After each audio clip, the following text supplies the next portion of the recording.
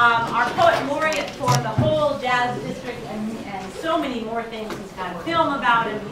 He's also the education the education program director for the Black Archives, and he's a published poet, and we are thankful to have him be with us. And this is you started with us at the beginning, I believe. Yeah.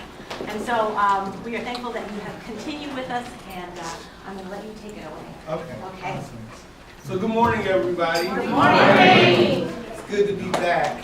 Yes. So what we'll do today is we'll do a demonstration of the first activity that I have planned for poetry this semester.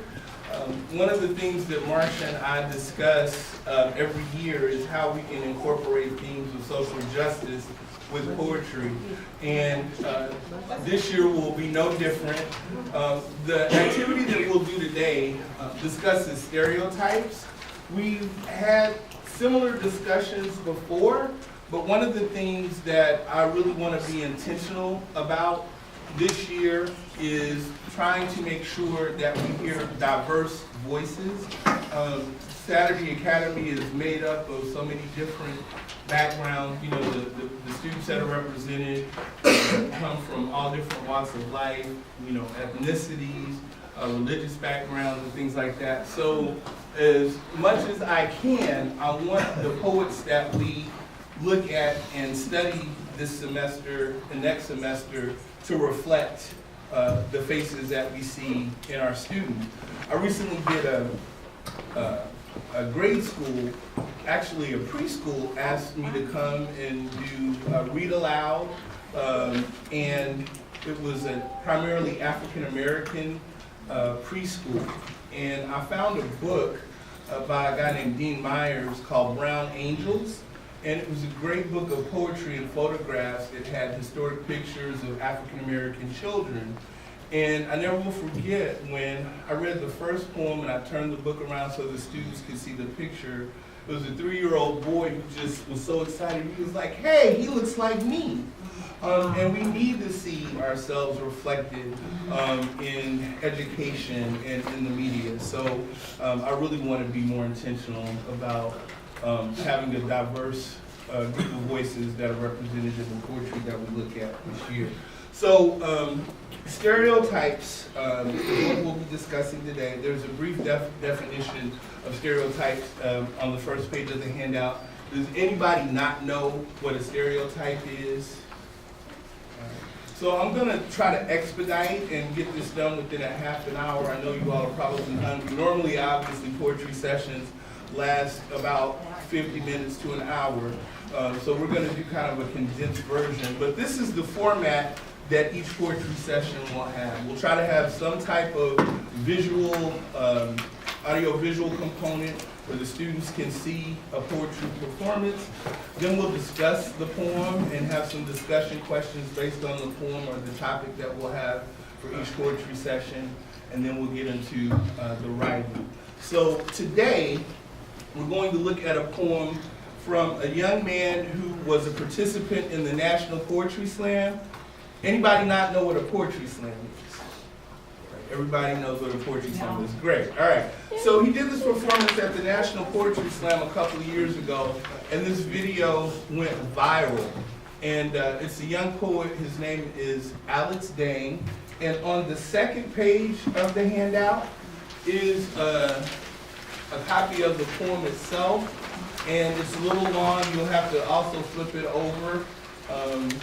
But I just want you to be active listeners and try to think about, as you're watching this performance and following along, what really resonates with you, what stands out, what lines in the poem do you think are good, or what aspects of the poem do you find particularly relatable. What I tell the students in poetry is that you may not love every poem that we look at over the course of the semester, but that's not necessarily the point.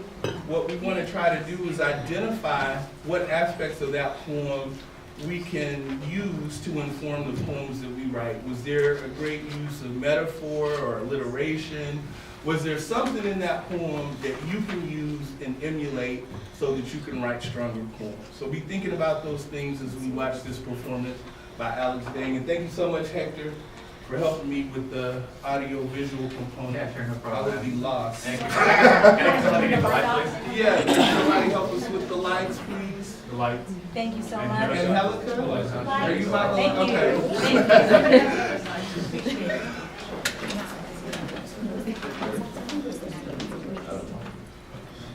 So he said to me, "What kind of Asian are you?"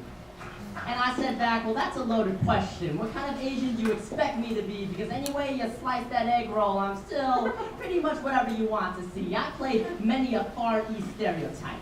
Awkward math genius, cold and calculated kung fu expert, assistant to Dr. Jones, you crazy. You want me to drive? How so? I can give you Tokyo Drift, Jeremy Lin, Mario Kart, Tiger Woods, and blinker left on for about half a mile.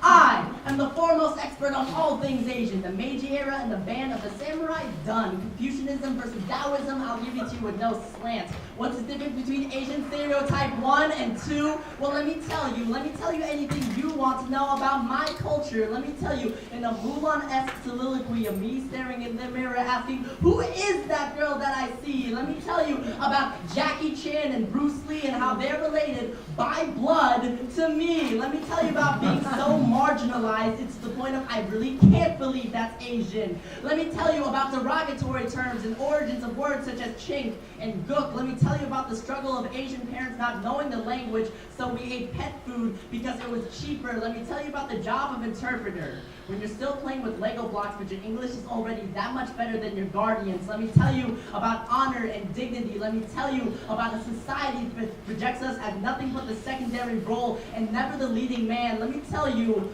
all the things you don't want to know, like how chink comes from the clanking of metal to railroad as the slaves built train tracks for this country to be connected. Like how the zipper head down the street is called that because of the way our heads split open when struck with assault weapons, or how jeeps ran over and left marks across corpses and someone clever thought that we were only good to unzip. Like how every time you lump an Asian person into one culture, it's systematically making us assimilate into an America we thought was better than our war-torn home, and every time you confuse me with some other nationality that I might share similar features to, it's stripping away my individuality, and I still feel the shame of being Asian, the heat and pious dedication of June 11th, 1963, the envy of blonde hair and blue eyes, and I still remember thinking where all the boys who look like me on TV were. The broken words from my mother and father stayed diving off of my tongue, the anger I felt when those kids thought I would get them sick, and I still feel the ash of the incense burn my hands when I prayed for my family, and I still remember thinking my skin was what I was worth, and I still feel the ironwork of my bones grow stronger with every train of thought that passes by, and I still feel pride, and I still feel heritage, and I still feel Chinese, and I still feel Vietnamese, and I still feel American, and I still feel.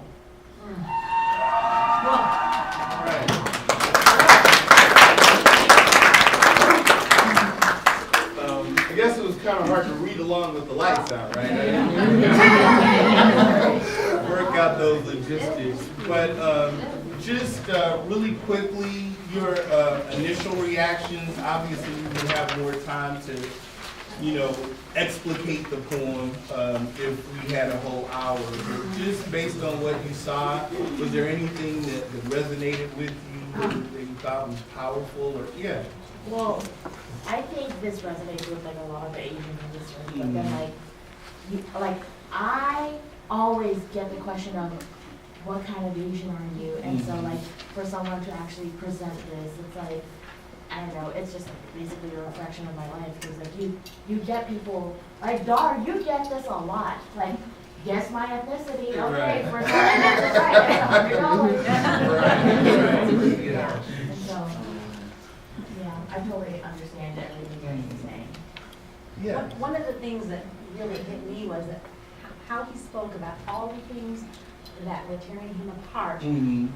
Every ethnicity is having the same issues. Certainly. And has our Latino culture. There's everyone says, are you Mexican? Mm-hmm. And there's a whole group of different South American Mm-hmm. could be from, but also the same dynamic in terms of not only looks, but speech, you know, what we call broken English, which just kills me. Yeah. But, you know, he got it all. Yeah, I think he did a great job of capturing that.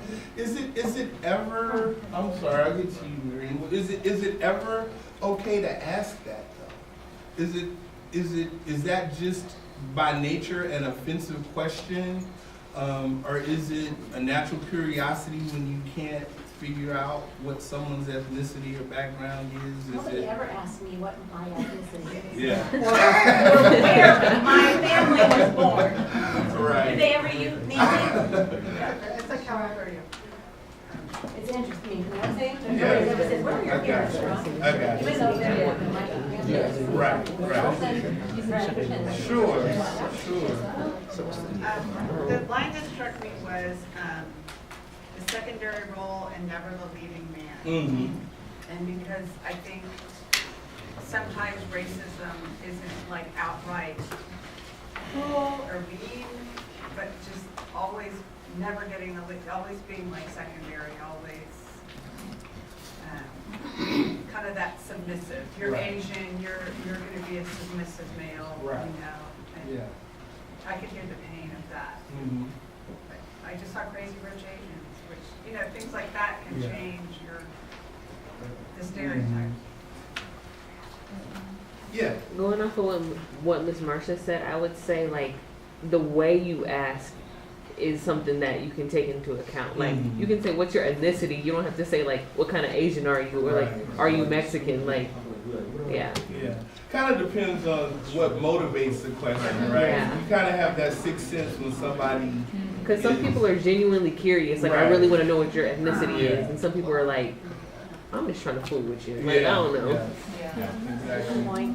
I would say, like, I don't really, you know, depending on, again, how you ask it, I really don't think it's an offensive question, but there's a, like you said, motive. Like, for Mhm. example, there's a lot of people, like, at KU that are international students, and so I might ask them, like, you know, Yes. the question, yeah, because I'm curious, well, like, what's your ethnicity, or like, where you come from? Because a lot of times they're not from here, but that's not, you can ask somebody that question in that way, out of curiosity. You can also ask somebody that question out of kind of a tone that's like, you don't belong here, so why are you here? Right. Right. So I mean, I think you gotta be really careful with that. Because there can be this attempt to really just get to know a person better, and by knowing that can kind of inform your understanding of who that person is. But yeah, it is something to think about and be cognizant of. Jessica, did you? Oh, yeah, the line that struck me was when you're still playing with Lego blocks, but your English is already that much better than your parents. Mm-hmm. Like, it just brought back to mind when I was little, like, I had to translate all, like, the big adult stuff to my parents, and, like, I've seen other kids as well, you know, from all backgrounds that it's the little kid that has to explain, you know, all these adult terms and terminology and issues that happen, and it also brought back as well that you know, especially now you hear it way more, it's like someone speaks a different language, it's like, well, speak English, like you're in America. Yeah. But it's interesting how they only say that to certain groups, because you would never hear, or at least I haven't heard that, is if I hear someone speaking like Russian or French or Italian, they would never say, speak English to that person. And they're like, oh my gosh, you're speaking English or Italian? So cool. Right. Well, okay, then why is it that when I speak Spanish, you're telling me to speak English, or someone, you know, from a different background speaking other certain languages, they're told, hey, Good point. speak America, but, you know, Yeah. it's okay to speak French or something. Dr. Spears and Angelica, and then we're going to the next question. I personally like how he gave his history in this poem. I think that's probably one of the things that gets us into trouble sometimes in this country, is that we don't know our history. And like him giving his history of how his ancestors actually helped build this country. He's talking about the train tracks and how his ancestors helped make America. Yeah. And I think that that's forgotten a lot of times, that there are a lot of people who made America. Mhm. And he's giving that history that I think a lot of times gets diluted or it gets left out in people's conversation when they're trying to learn about other people or don't know about other people. Yeah. I have a roots here, so. Yeah. For sure. Just wanted to comment, this is, for me, working in the main office. I heard that very often, you know, even from some teachers. Doesn't matter what language they speak. Well, you know, they're in America, but if they're speaking the language, it's probably because they don't speak English. Right. And we're trying to help their families, okay? Also, I was talking about, I was impressed here when they said how society connects us as nothing but a secondary role. And you see these very often, okay? Well, we're gonna pick that kid, and we're gonna let that kid and the other kid, you know, later on because, you know, they're not very smart, Yeah. or because they don't express themselves, you know, as correctly as a wish or wanted. So this is one of the things I, excuse me, always talk to the kids, you know, to empower the kids. You might not be able to express yourself right now in this very moment, but you can always need to strive, you know, to make better self and show people who you are. So, and this is a battle, even in our society in its very own job. Yeah. You know, that you have to sometimes be almost fighting it, you know, why are you talking to this kid like this way, why are you treated like that? And even with some educated people, they still using these kind of things. Yeah. People who work for all kinds of, they think they're different kind of societies. We are one. So, Yeah, I wish we could understand that. It seems like that's an ongoing struggle. So if you all turn back to the first page, you know, what will typically happen is the students will be in groups, and there are some additional discussion questions. You won't be able to dive as deep as I would like to, but the second question is, what stereotypes have people associated with you? And keep in mind, we all have multiple identities with the students that were in the summer session. We talked about that. So for instance, if there was like an Asian young woman who played the clarinet and band is the example that I kind of thought of. You know, she's dealing with possibly gender issues, you know, being a woman, obviously her ethnicity being Asian, and then it could be something like, you know, I remember when we were in high school, the kids in the band were band geeks, you know, and there's a certain stereotype associated with that. So what stereotypes, and one of the things that we always try to establish is that this is a safe space, and that we can have uncomfortable conversations. We can perhaps even disagree, but we just have to be respectful of one another. So we don't want to use this as an opportunity, you know, to cast aspersions, but if anybody feels comfortable, are there any stereotypes that have been associated with you that you struggle with? And it doesn't necessarily have to just be your ethnicity. Yeah.